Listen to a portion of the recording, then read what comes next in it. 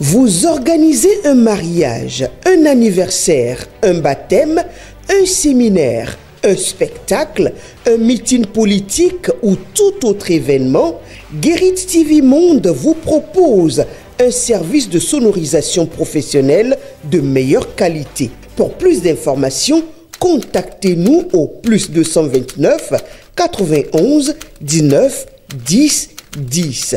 Guérit TV Monde, le leader des Web TV.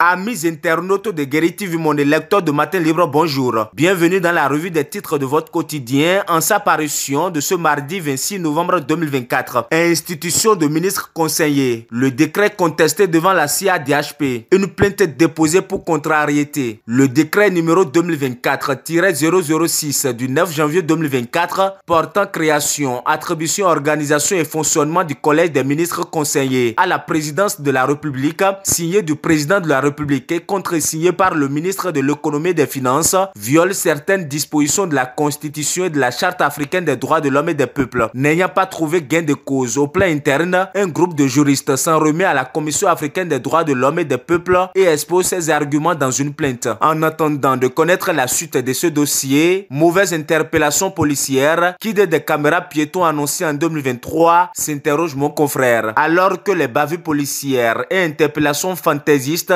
continue de dicter leurs lois aux citoyens béninois, le gouvernement de Patrice Talon en général et l'administration policière en particulier peinent à remédier à ces fléaux. Même les caméras piétons annoncées depuis près de 2 ans par l'exécutif pour un début de solution à ce problème sont restées lettres mortes. On parle insécurité dans la suite de cette revue des titres. Port autonome de Cotonou, le chef cabinet du BEU Poyadé nous informe le quotidien. Fait bien étonnant ce lundi 25 novembre 2024 au port autonome de Cotonou.